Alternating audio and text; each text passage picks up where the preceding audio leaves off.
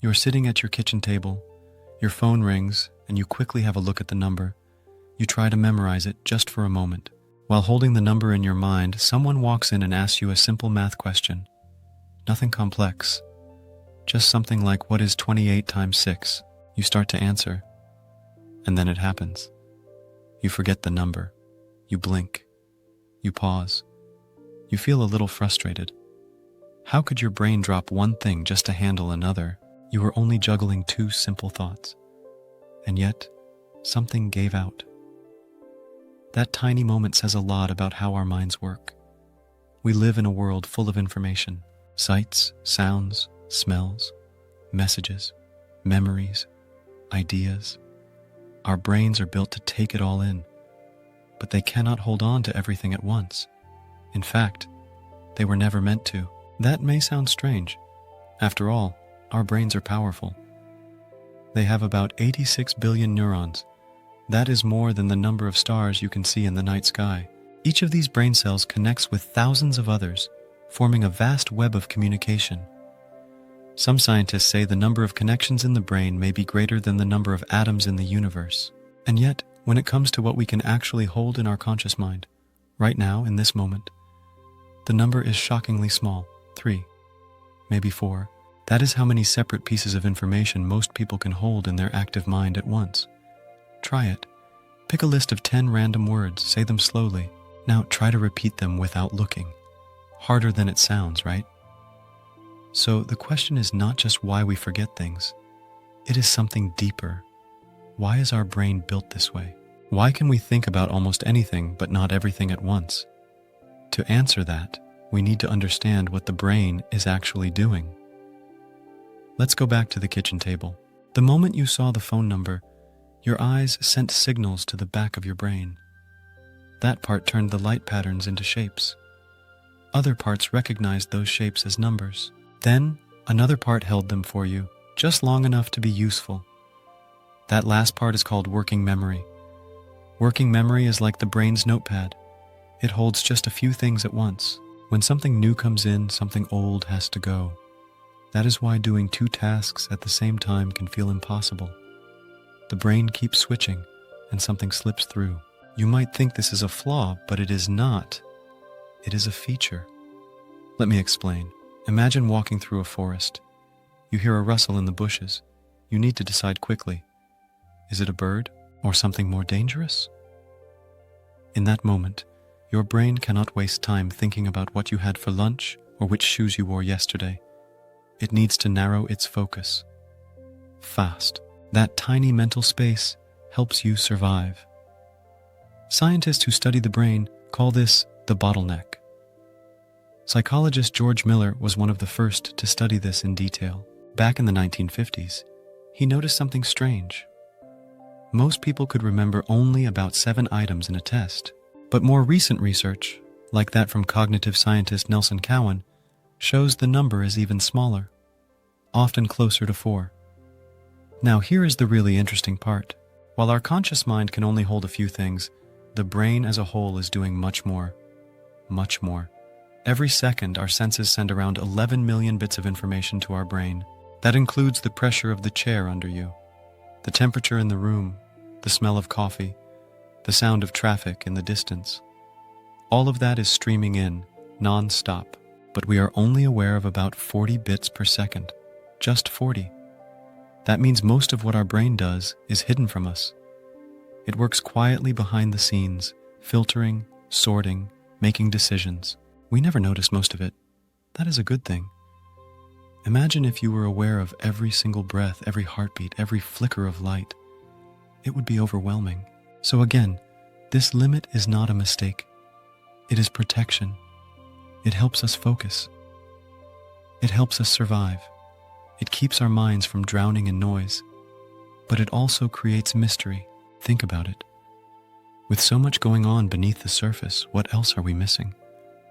Are there truths we cannot think about because they are too big or too strange? Are there ideas just beyond our mental reach? This is where it gets fascinating. Some philosophers and neuroscientists believe that human thought is shaped as much by what we cannot think as by what we can. The boundaries of our mind are not just where thought ends, They are also where imagination begins. Children often ask wild questions. What does nothing look like? Can a person be in two places at once? These questions seem silly, but they poke at the edges of what our minds can grasp. Adults tend to stop asking those questions, not because the questions go away, but because we run into the same limits over and over. We start to assume those limits are reality, but they are not. They are just the edges of our conscious thinking. This is why breakthroughs often come when we find ways to think outside those limits. A scientist draws a model. An artist paints an emotion. A writer tells a story. All of these are ways of holding complex ideas that might be too big for working memory alone. That is also why tools matter so much. Writing, for example, allows us to hold long chains of thought outside the brain. It frees us to think in ways we never could inside our heads. Math does the same. So do computers. These are extensions of thought. We will explore all of that in later part, but for now, let's come back to the central mystery. We have billions of brain cells, but our conscious mind can only hold about 4 things at once. That is not because we are weak, it is because we are efficient. Our brain evolved to help us survive, not to store everything. It was shaped by danger, distraction, hunger, and heat. It had to be fast, not perfect. And so it became a filter, a guide, a sharp, narrow beam of light in a vast, dark room. That is the truth behind the mystery. We cannot think about everything. But what we can think about, we can shape. We can grow. We can stretch. And sometimes, just knowing there is a boundary is the first step to pushing past it. So let us keep going. There is much more to explore. Let's start with a simple moment. You are driving through a busy part of town. You have your GPS on. It is telling you when to turn left, where to stay in the right lane, when to exit. At the same time, a friend sitting next to you is telling you about something important, something emotional. You want to listen. You really do. But suddenly you miss a turn, or you say the wrong thing, or both. Your brain just froze. That is not you being lazy. That is not you being rude. That is your brain doing its best and reaching its limit. There is a reason this happens, and it tells us something big about how the mind works. Let's talk about working memory. Think of it like a tiny mental workspace, a small desk inside your mind. You can put a few things on it, maybe a phone number, a face, a short grocery list, a question you are trying to answer. But the desk is not big. You cannot pile it high with files and books. If you do, things start to fall off. Scientists have studied this for decades. One famous idea came from a psychologist named George Miller. In the 1950s, he suggested that the average person could hold around 7 things in mind, not much more. This became known as the magical number 7. But more recent studies, like the work of Nelson Cowan, show that the number is even smaller. Most people can only hold 3 to 4 separate items in their working memory at once. That is it. 3 or 4 thoughts, 1 or 2 conversations, a couple ideas linked together. More than that, and your mind starts to drop things. That brings us back to your car. When you're driving, your brain is already doing a lot. Watching the road, processing sounds, making quick decisions. Add a deep conversation and your tiny mental desk gets overcrowded. Something falls off. In this case, maybe the GPS direction, or maybe your focus on your friend's words. Working memory is where almost all of your conscious thinking happens. It is where you hold ideas while you think about them, where you plan your next step, where you decide what matters and what does not. But working memory is not the only limit. There is also attention. Attention is like a spotlight. It shines on one thing at a time. When it shines brightly, you see the thing clearly. You notice details. You understand. But it cannot shine in 2 places at once. It cannot light up everything in the room. It must choose. Imagine a stage in a theater. The working memory is the lit part of the stage. That is where the actors perform. That is what you see. The rest of the stage is in shadow. Attention is the spotlight operator. It decides which actor gets seen, which line gets heard. If the light jumps around too quickly, you lose the story. This is how your brain works all the time. Every second, your senses are picking up a storm of information. Sounds, text messages, thoughts, smells. But only a few things make it onto the stage. Only a few are chosen by attention and placed on the desk of working memory. Everything else fades into the background. Now, here is something that surprises many people. You cannot train your working memory to grow much larger. You can practice using it better. You can learn strategies. You can improve your focus. But the size of that mental desk stays about the same. It is not a matter of motivation. It is not about how smart you are. It is a biological limit. Your brain runs on physical structures. Neurons, chemicals, networks. It uses energy like a small light bulb. And like any physical system, it has constraints. Think of a small kitchen. You can become a better cook. You can use tools more efficiently, but the size of the counter stays the same. You still have to chop, stir, and bake in a limited space. Working memory is like that. Let's look at a real example. Researchers at the University of Oregon asked people to remember a set of colored squares shown on a screen. Then they asked them to pick the right colors after a short delay. No matter how much the people practiced, most could not accurately remember more than 4 colors. Some remembered fewer. This test has been repeated many times with different tasks. The result is almost always the same. Our minds have a natural upper limit. This limit matters more than we often realize. Think about your daily life, planning your day, solving problems, talking with others, making choices. All of that happens inside this tiny space. Every decision you make, from what to eat to what to say in a tough conversation, is shaped by what you can hold in your mind at that moment. When the desk is too full, mistakes happen. You forget what you meant to say. You overlook a small but important fact. You jump to a conclusion. This is not weakness. This is not failure. This is just how the brain works. So what can we do? We can use the brain the way it was built to work. We can take breaks between tasks. We can write things down instead of trying to remember everything. We can keep conversations focused. We can reduce distractions when we need to concentrate. We can also build systems around us that help. Calendars, notes, lists, maps. These are tools that hold extra thoughts so our mental desk stays clear. Some people call this the extended mind. The idea is that our brain does not work alone. It works best when it reaches out into the world and uses tools. A notebook becomes part of memory. A calendar becomes part of planning. Even conversations help. Talking to someone lets you hold one idea while they hold another. Together, you stretch what you both can think about. So yes, the brain has a bottleneck, a small workspace, a narrow spotlight. But that is not the end of the story. It is the start of a smarter one. When we understand our limits, we can design around them. When we know where we get stuck, we can find ways to move forward. We do not need to think about everything at once. We just need to think clearly about what matters most and make space for the rest. The room is quiet. The clock ticks softly. A man sits across from a chessboard. His eyes move quickly, back and forth. Within seconds, he reaches out and makes his move. His opponent stares in silence. That move changes everything. What just happened? To a person watching, it may look like magic. The chess master did not seem to stop and think. He did not calculate every option. He just knew what to do.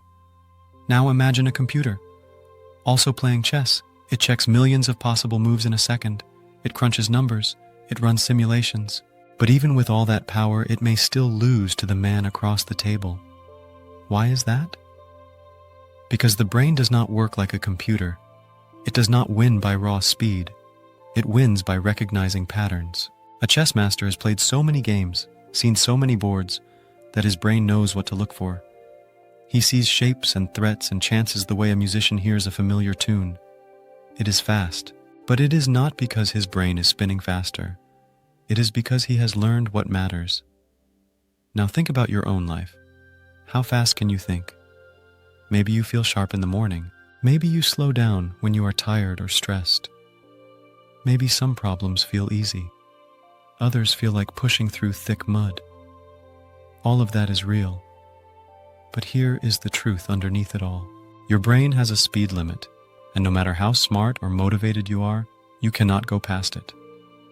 This limit comes from the very stuff your brain is made of. Every thought you have comes from signals moving between brain cells. These cells are called neurons. Each one is connected to thousands of others.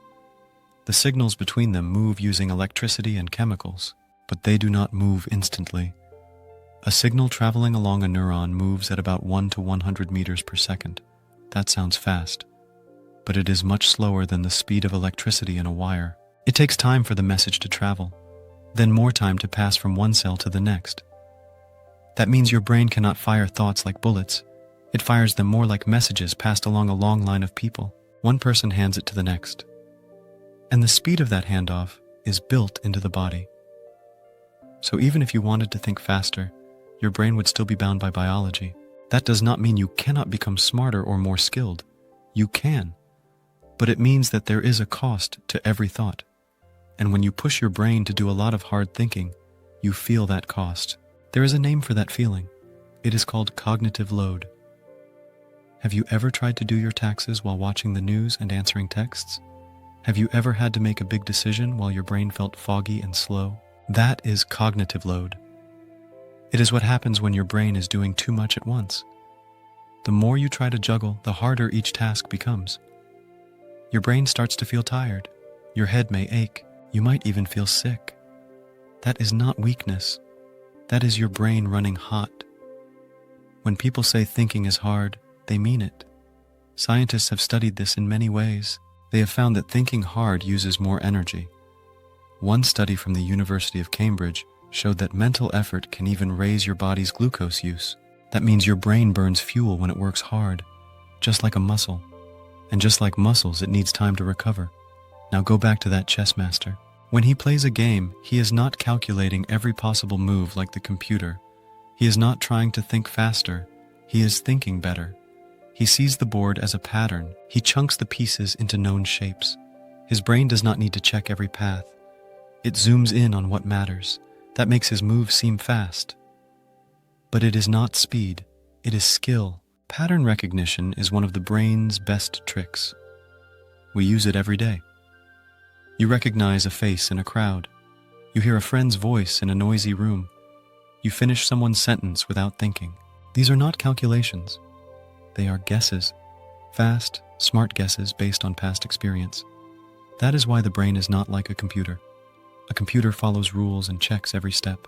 A brain predicts. It uses the past to guess the future. Some scientists call it a prediction machine. This helps us move through the world quickly. We do not need to think through every choice. We walk, talk, eat, drive, all using shortcuts and guesses built from years of living. But these shortcuts come at a cost. Because we rely on patterns, we sometimes miss new things. We rush when we should slow down. We guess wrong. That is why thinking faster is not always the goal. Sometimes the best thinking happens slowly. There is a psychologist named Daniel Kahneman. He won a Nobel Prize for showing that we have two kinds of thinking. One is fast and automatic. The other is slow and careful. Fast thinking is good for daily life. It helps you react quickly, but it can make mistakes. Slow thinking takes more time. It feels like work, but it is better for big decisions. When you buy a house, when you choose a job, when you talk about a problem in your marriage, those are times to think slow. So here is the truth. Your brain has a speed limit. That limit comes from biology. Signals can only move so fast. You can only hold so much in your mind at once. But speed is not everything. What really matters is how well you use the time and space you have. You can train your mind to spot patterns. You can learn when to slow down. You can build tools and habits that make thinking easier. You can know your limits and work with them, not against them. You can use rest, silence, and focus as tools. Because deep thinking needs space. Big ideas take time. And wisdom grows not from thinking fast, but from thinking well. So take the time your brain needs. Trust the process. Think slowly. Think clearly. And remember, the brain may have a speed limit, but that limit is not the end. It is just the beginning of thoughtful, human thinking. It starts with a simple scene. Two people stand side by side. They both witness the same thing, a man yelling at a cashier. His voice is loud, his hands are shaking, the air feels tense. One person frowns. That man must be rude, they think. He is probably always like that. The other person looks closer. That man seems scared, they think. Maybe something is wrong at home. Same event, same moment, two completely different thoughts. Why does this happen? It is not because one person is smarter or more observant or kinder. It is because each person brings something invisible into the moment, their mental model. A mental model is how your brain understands the world. It is the shortcut it uses to make sense of what is happening. You cannot see it. You may not even know you are using it, but it is always there. We all carry these models. They are built from everything we have lived through, what we have learned, what we have seen, what we have been told. They shape how we think, how we judge, how we act. They help us move quickly through life. You do not need to learn what a chair is every time you see one. Your mental model of chairs fills in the gaps. You do not need to figure out how traffic works every time you cross the street. Your mental model tells you what is safe and what is not. This is the brain doing what it does best, saving time. It is always looking for patterns, always trying to make quick guesses. But those shortcuts come with a price. Sometimes they go wrong. This is where cognitive biases come in. A bias is not just a bad opinion. It is a twist in the way your mind sees things. It is like a shortcut that goes off track. It might still feel right, but it leads you away from the truth. Psychologists like Daniel Kahneman and Amos Tversky spent years studying these patterns. What they found changed how we understand the mind. They showed that people make the same kinds of mistakes again and again, not because they are foolish, but because their brains are wired to take shortcuts. Let me give you an example. Imagine you hear a bit of news, something you already believed. Maybe you think a certain diet is healthy. Then you read an article that supports that belief. You feel good. You feel right. But now, imagine you read a study that says the opposite. What do? Most people do not think, maybe I was wrong. Most people look for a reason to doubt the new study. Maybe it was badly done. Maybe the researcher is biased. This is called confirmation bias. It means we tend to look for things that prove we are right, and we tend to ignore or explain away things that say we are wrong. This happens all the time, in news, in relationships, in science, even in courtrooms. Here is another one. Imagine you are asked this question: is the tallest redwood tree taller than 500 feet? Now guess the height of the tallest redwood. Even if you know nothing about trees, your guess will be shaped by the number you just heard. This is called anchoring. Your brain grabs onto the first number and pulls your answer toward it, even if the number is random, even if it makes no sense. There are many other biases like this: availability bias, hindsight bias, the halo effect. Each one is a small twist in the way we think. These are not bugs in your mind. They are part of how it works. Your brain is always trying to simplify, to make fast decisions, to reduce the amount of energy it uses. It is like wearing glasses with tinted lenses. You still see the world, but the color of the glass changes how everything looks. Some people wear red lenses, some wear blue. Some lenses are shaped by fear, others by hope. You do not choose the glasses. They are given to you by your life, by your parents, your culture, your beliefs, but they are there. And once you know that, you can begin to take them off. You can pause before you judge. You can question your first thought. You can ask yourself, what am I not seeing? What else could be true? That takes effort. It takes self-awareness, but it is one of the most powerful things you can do. Let me tell you about a study. In the 1970s, researchers at Stanford brought in students with strong opinions about the death penalty. Some were for it, others were against it. The students were shown two studies. One showed that the death penalty worked to reduce crime. The other said it did not. Both studies were made up. Both had weak points. But here is what happened. The students believed the study that matched their views, and they said the other one was flawed.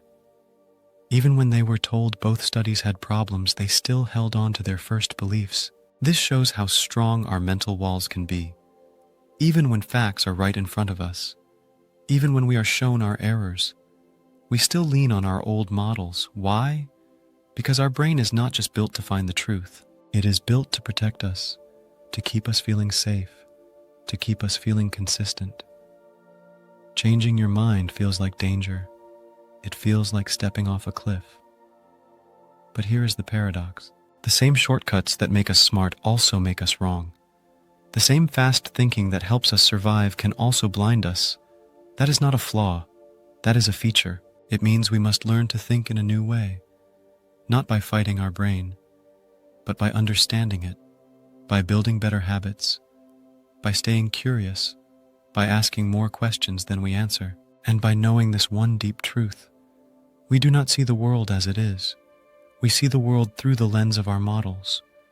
We think not about the world itself, but about our picture of the world. Once you see that, everything changes. You become more gentle with others. You listen more, judge less. You ask, what model are they using? What model am I using? And is there another way to see this? That is how you start to break down the walls. One thought at a time, one question at a time. Not to erase your shortcuts, but to walk more wisely with them, to let them guide you, but not trap you. Because thinking better does not mean thinking faster. It means seeing deeper and building a mind that can hold more than one truth at a time. That is how real thought begins. Try to imagine a color you have never seen, not a mix of two colors you already know, not a slightly different shade of red or blue, but a completely new color. Most people cannot do it. Now try to describe that color to someone else, not with comparisons, not by saying it is kind of like purple, but as something totally unique. It feels impossible. You know something is missing, but you do not have the words for it. That is the prison of language. It is not made of bars or walls. It is made of limits, of edges, of things we cannot say, and so cannot fully think. Language is powerful. It is the tool we use to name the world. It helps us turn experience into memory. It gives shape to our thoughts. It lets us share our minds with others. But it is also a trap, because when we do not have the words for something, we struggle to hold it in our minds. It slips away. It fades before we can fully grasp it. Words are not just labels. They are the containers that carry our thoughts. If we do not have the container, the thought stays loose, vague, fuzzy. Try remembering a dream. You wake up with a strong feeling, maybe wonder, maybe fear. But when you try to explain it, the dream falls apart. The feeling turns into fragments, images without meaning. That is what it feels like to have an idea with no words. There is a famous story from a researcher named Lara Boroditsky. She studied a language spoken by an Aboriginal group in Australia called Cook Tayore. In this language, people do not use left or right. They use cardinal directions, north, south, east, west. So instead of saying the cup is on your left, they say the cup is southeast of you. They have to know their direction at all times. Children grow up with this habit.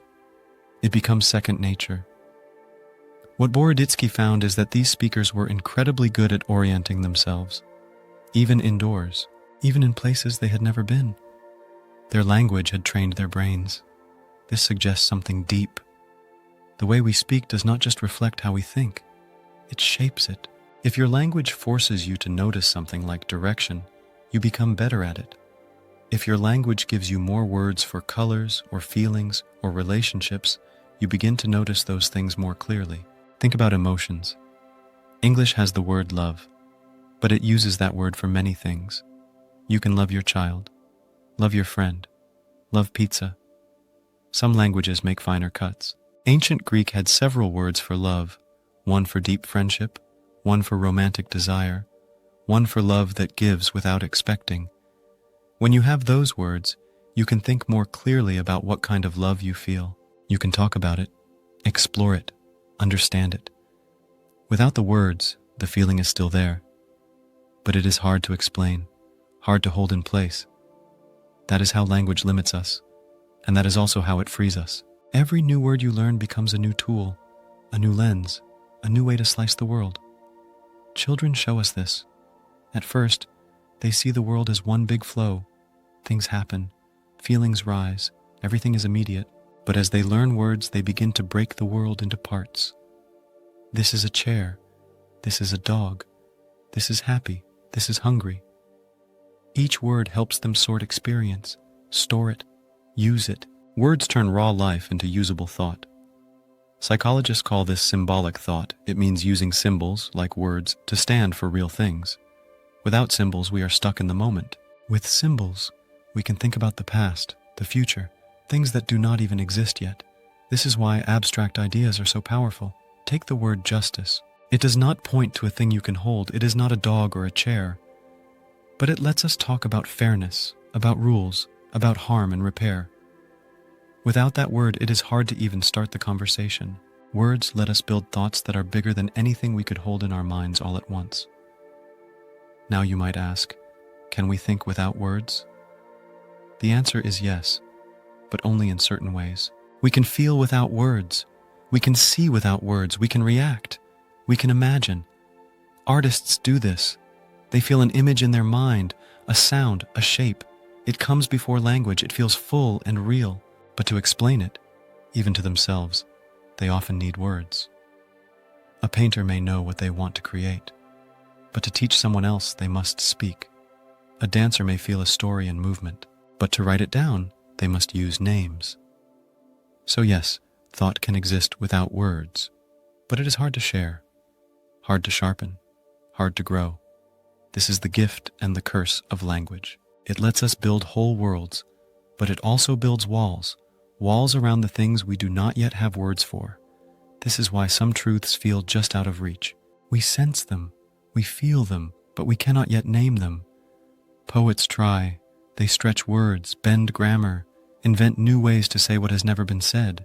Scientists do this too. Every new discovery needs a name, a concept, a way to make the unknown into something known. Dark matter, quantum field, plasticity. These words carry deep ideas. Once they have a word, people can think about them, test them, build on them. So how do we escape the prison of language? By growing it, by learning new words, by listening to other ways of speaking, by reading poetry and science, by exploring other cultures, by staying curious. Each time you learn a new word, you stretch your mind. You make space for thoughts that once seemed too big or too blurry. Language is not just a mirror of your mind, it is also the map. And the map grows every time you add a word. Remember that strange color you tried to imagine? Maybe someone else already sees it. Maybe they have a name for it in another language. And once you hear that name, you might begin to see it too. That is the power of words. They do not just describe the world, they build it. So if you want to think more deeply, see more clearly, and feel more fully, learn more words. Not to sound smart, but to become more human. Because the edges of your language are the edges of your world. And every word is a key that can unlock a door. It happened on a rainy Tuesday afternoon. A man stood in a grocery store parking lot shouting into his phone. His face was red. His hands moved in sharp, angry waves. He was yelling at someone he loved. 5 minutes earlier, he had been sitting in his car, quiet and tired. Then a message popped up. Something went wrong at work. Someone blamed him. He felt attacked. In seconds, his heart raced. His breath sped up. He called his partner and let all the frustration out. Said things he didn't mean. Raised his voice, then hung up. Later that night, sitting in the silence of his kitchen, he whispered the same question people have asked for thousands of years. What was I thinking? The truth is, he was not thinking clearly. And it is not because he is weak or bad. It is because strong emotions change how the brain works. Most people grow up learning a simple story, that emotion and reason are separate, that one lives in the heart and the other in the head, that we must choose between feeling and thinking. But that story is wrong. Emotion and reason are not enemies. They are deeply connected.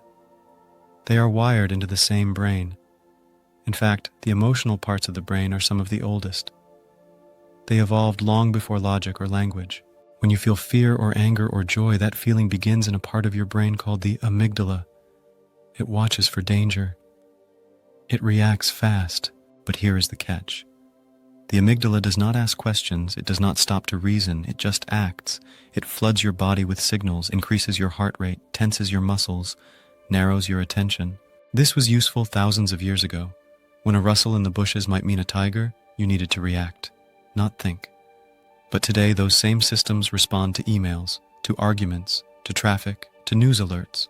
Your brain cannot always tell the difference between a real threat and a perceived one. And that is where problems begin. When the emotional brain takes over, it can hijack your thinking brain. That is not just a figure of speech, it is a real physical process. Researchers have shown this in brain scans. When people are highly emotional, the areas of the brain used for planning and logic go quiet. The parts used for instinct and emotion become louder. You literally think differently, and often, you do not realize it. That is why people say things in anger they would never say calmly. That is why fear can make small problems feel huge. That is why sadness can make everything seem hopeless. Emotions can fill your whole mind. They take up space in your thoughts, just like any other information. There is a term for what happens next. It is called emotional reasoning. That means treating your feelings as facts. If I feel scared, then something must be wrong. If I feel angry, then someone must have hurt me on purpose. If I feel ashamed, then I must be bad. But feelings are not always facts. They are signals. They are clues. They are messages from inside you. Sometimes they are right, but sometimes they are just habits. If you grew up in a home where anger was common, you may feel anger quickly, even when it is not needed. If you were often made to feel guilty, you may see guilt everywhere. Your emotional patterns shape how you see the world. They shape what you notice, what you ignore, what you believe. This is not a flaw. It is how we are built. Emotion helps us survive. It draws our attention to danger, to loss, to love. Think of fear. Fear narrows your focus. It makes you scan for threats. You become more alert. You notice every sound, every shadow. But fear also shuts down new ideas. It blocks curiosity. It makes you want to retreat, not explore. Now think of anger. Anger gives energy. It makes you act. But it also reduces empathy. You stop seeing the other person's side. You want to win, not understand. And excitement. Excitement makes you say yes. It makes the future seem bright. But it can also blind you to risk. All of these emotions shape what is possible to think. When you are calm, your mind can explore. It can imagine. It can weigh options. When you are upset, your mind closes in. The world becomes smaller. This is not always bad. Sometimes emotions help us notice what really matters. A sudden sense of shame can make us realize we hurt someone. A rush of pride can remind us of our worth. A quiet sadness can point to something we are missing. Emotions carry truth, but they are not the whole truth. This is where emotional intelligence comes in. Emotional intelligence is not about being calm all the time. It is not about avoiding feelings. It is about understanding them, noticing when a feeling begins, naming it, asking what it wants. Is this fear trying to protect me? Is this anger pointing to a boundary? Is this joy telling me what I value? People with high emotional intelligence do not let feelings control them. But they do not ignore feelings either. They work with them. They pause before reacting. They breathe before speaking. They reflect after the storm passes. This takes practice. It takes time. But it can be learned. One simple practice is labeling. When you feel a strong emotion, name it. Say to yourself, this is anger. This is fear. This is grief. Research shows that labeling emotion helps the brain process it. It shifts activity from the amygdala to the prefrontal cortex. That means more thinking, less reacting. Another practice is checking the story. Ask yourself, what am I believing right now? What else could be true? Maybe they did not mean to hurt you. Maybe you are tired. Maybe this is not about today at all. Maybe it is about something from long ago. These small steps can open space between feeling and action, and in that space you find wisdom. There is a story told by Holocaust survivor Viktor Frankl. He said that between stimulus and response, there is a space. In that space is our power to choose. That is the power we gain when we understand our emotions. We move from reaction to reflection, from reflex to choice. So yes, emotions can block thought. They can take over. They can cloud our minds. But they can also guide us. They can teach us. They can connect us. When we learn to feel deeply and think clearly at the same time, we become more fully human, not just smart, not just strong, but wise. Because true thinking does not mean pushing emotions away. It means learning to think through them and beyond them. That is how we move past the roadblocks and find the road ahead. The meeting started with high hopes. 10 people sat around a long table in a bright office room. Each one was smart. Each one had years of experience. They had worked on big projects before. They knew how to solve problems. Their company had asked them to make an important decision. A new product was being tested. Some early reports showed it might not be safe, but the launch date was near. Money had already been spent. Ads were ready to go. The team talked. They looked at charts. They asked questions. But slowly, one by one, they started to nod. They said the product was fine. The risk was small. The company should move forward. Everyone agreed. 2 months later, the product failed. People got hurt. The company was blamed. The same group of smart people who had made the decision now asked themselves the same hard question. How did we not see it? This happens more often than we think. Smart people, good people, making bad decisions, together. This is not because they are lazy or careless or dishonest. It is because of how our minds work in groups. We often think of the mind as something private. We picture thinking as something that happens inside our own heads. We believe we are in control, that our thoughts are our own. But most of the time we do not think alone. We think with others, near others, because of others. The people around us shape our thoughts more than we know. You may think your opinion is based on logic or facts, but often it is shaped by what you hear from friends, from family, from the news, from your boss, from social media. When many people believe something, it starts to feel true. This is called social proof. It means we often take the behavior of others as a sign of what is right. If everyone laughs at a joke, we laugh too. If everyone says a movie is good, we feel curious. If no one raises their hand in class, we hesitate. This helps us. It makes us feel safe, connected, part of the group, but it can also stop us from thinking clearly. We may stay silent even when we disagree. We may nod along even when we have doubts. This is called conformity. The famous psychologist Solomon Asch studied this. In one experiment, he showed people a line on a card. Then he showed 3 more lines and asked which one matched the first. The answer was obvious. But in the room, actors were planted who gave the wrong answer on purpose. When the real person heard all the others say the wrong answer, many of them followed along, even when they knew it was wrong. They conformed, not because they believed it, but because they did not want to stand out. This is how groupthink begins. Groupthink is when a group becomes so focused on harmony and agreement that they stop asking questions. People do not challenge the idea. They do not raise concerns. They try to keep the peace. It feels safer, but it makes the group weaker. NASA faced this during the launch of the Space Shuttle Challenger in 1986. Engineers had concerns. Some said the cold weather could cause a part to fail. But under pressure and with time running out, the group pushed forward. The shuttle exploded. 7 astronauts died. Later reports showed that some people had known the risk, but no one stopped the launch. Group pressure overruled individual doubt.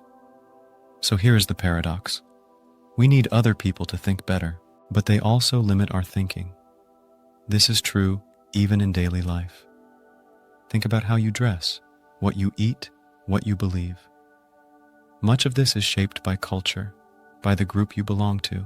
Culture tells you what is normal, what is polite, what is true. It shapes the questions you ask and the ones you never think to ask. It creates invisible walls around what seems thinkable. In some cultures, speaking up is seen as strong. In others, it is seen as rude. In some, silence means respect. In others, it means guilt. These patterns run deep. They guide your thoughts without you knowing. And yet, social thinking also helps us grow. When done well, it brings more voices, more ideas, more insight. Think of a team where people listen to each other, where they ask questions, where they can disagree without fear. That team can see what one person alone cannot. Studies from MIT and Carnegie Mellon show that group intelligence is not about adding up IQs. It depends on how people work together. Groups that listen, take turns, and include more voices do better on complex tasks. Even a simple conversation can change your mind. You hear a new story. You see a different view. Suddenly, a door opens in your thinking. You step outside your usual thoughts. You consider something new. This is the gift of others. They can help us see our blind spots. They can help us think better, if we let them. But to do that, we need to know when the group is helping and when it is hurting. We need to notice when we are nodding just to fit in. We need to ask ourselves, do I really believe this? Or am I just afraid to stand out? We need to build spaces where disagreement is welcome, where questions are safe, where silence is not seen as agreement. That is how we protect against groupthink. That is how we keep social thinking strong. So yes, we think with others. We always have. From the first campfires to the first cities, human thinking has been shared thinking. It is in our nature. But shared thinking must be honest. It must be brave. It must make room for doubt and difference. Only then can the group be wiser than the one, and only then can we break through the limits that others, and we ourselves, unknowingly place on our minds. It began quietly.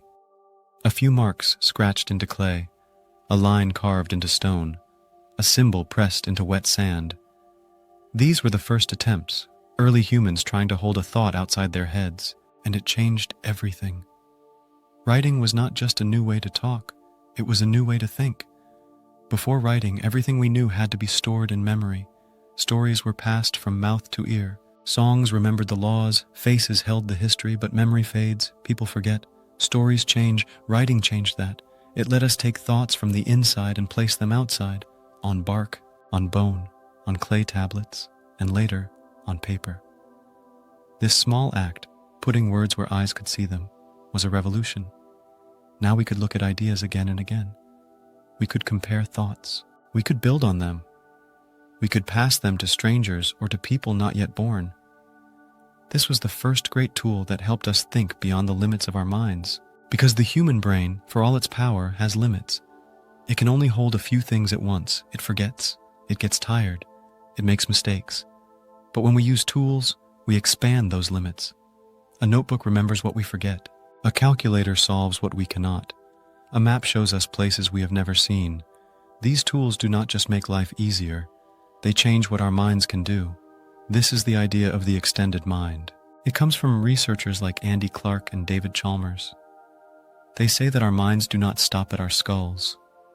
When we write something down, when we use our fingers to count, when we draw a picture to understand a problem, those actions become part of our thinking process. The notebook is not just a storage box. It becomes part of the mind. Think of it like this. Your brain is the pilot. The tools you use are the wings. Together, they can fly farther than either could alone. We see this everywhere. Paper lets a child learn letters. A clock helps you plan your day.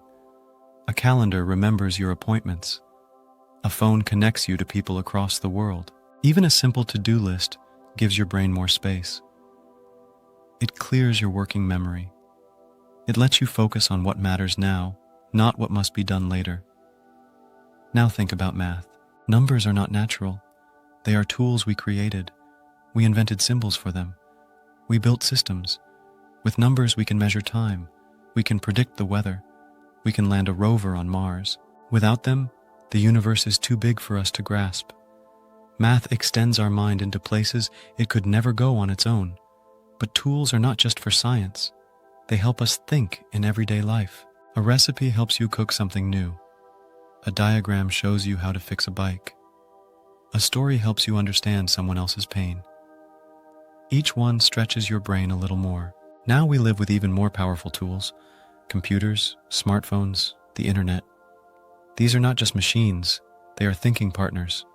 You ask a question. The internet gives you answers. You forget a name. Your phone remembers. You wonder about a place. You see it on a screen. These tools make it possible to know more, to do more, but they also come with risks. Sometimes we stop thinking for ourselves. We copy answers without understanding them. We scroll instead of reflecting. We forget how to wait. Our attention becomes scattered. Our focus becomes thin. So while tools can help us think better, they can also make us think less. It depends on how we use them. A hammer can build a house or break a window. A smartphone can teach or distract. The key is to stay aware. Ask yourself, is this tool helping me think, or is it thinking for me? The best tools are the ones that work with your mind, not against it. Now let us look at a different kind of tool, not made of wood or glass or code, but made of breath. Mindfulness. When we slow down and notice our thoughts, something changes. We start to see how the mind jumps from one thing to the next. We notice habits. We catch emotions before they take over. This is also a kind of tool. It does not live outside the mind. It sharpens the mind itself. Meditation is one way to build this tool. It is not about clearing the mind or stopping thoughts. It is about noticing, about making space. Science backs this up. Studies from places like Harvard and UCLA show that regular mindfulness practice can increase focus, reduce stress, improve memory. It strengthens the parts of the brain that help us plan and reflect. So while paper and screens help us store thoughts, mindfulness helps us hold them gently. Together, they form a balanced system. One reaches out, the other turns inward. Both are needed, because thinking well is not just about what we know. It is about how we move through our thoughts, how we hold ideas, how we let them grow. The tools we build shape the minds we become, and the tools we choose say something about who we are. A world full of tools is not a guarantee of better thinking. It is an invitation to choose wisely, to use mindfully, to extend thought, not escape it. Let us not forget the first tool, the one that changed everything: writing. With a pencil, we can draw a dream. With a keyboard, we can ask a question the world has never heard before. With a page, we can tell a truth that lives deep in the human soul. This is not just technology. This is thought made visible. So yes, our brains have limits. They forget. They tire. They struggle with too much at once. But we are not trapped. We have built tools to go further, to think wider, to remember deeper, to imagine beyond the edges of today. The most important breakthroughs in thinking did not come just from brain power. They came when we reached out, to paper, to numbers, to machines, to each other, and most of all, to the ideas we could not yet hold. But now, with the right tools, we can. In 2011, something unusual happened in the world of science. A puzzle had been sitting in front of researchers for years. It was about a protein in HIV, the virus that causes AIDS. To understand how to fight the virus, scientists needed to know the shape of one of its proteins. The problem was, the shape was so complex that even powerful computers could not figure it out. So scientists did something surprising. They handed the problem to a video game. The game was called Fold It. It let players twist, turn, and fold virtual proteins on their screens. The players were not experts. Many had no science background at all. But they played with curiosity. They explored. They tried ideas the computers had not. In just 10 days, these online players solved the puzzle. 10 days, years of computer work, solved by people playing a game. This was not luck. It was a glimpse of something bigger. When many minds work together, something new happens. A single brain is powerful, but a group of brains can do what no one mind can. This is called collective intelligence. It means that when people work together in the right way, the group becomes smarter than the smartest person in it. It is like a flock of birds turning in the sky. No single bird leads, but together they move as one. Scientists call this swarm thinking. Each person adds a small piece, each view, each skill, each idea adds to the whole. The internet has taken this to a new level. Never before in history have people been so connected. A student in India can build code with a teammate in Brazil. A mother in Kenya can share farming tips with a farmer in Iowa. A doctor in Japan can watch a live surgery happening in London. Knowledge is no longer locked in books or rooms. It flows across time zones and cultures. When we share ideas across the world, thinking becomes a team sport, and specialization makes this even stronger. No one person knows everything, but together we know almost anything. A scientist studies the stars. A builder shapes the earth. A teacher passes on ideas.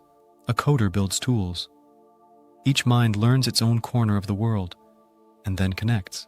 This is how humanity has built cities, discovered medicine, created art, sent machines into space. But this kind of thinking is not easy. There are real challenges. When many people work together, how do we keep the process clear? How do we make sure every voice is heard?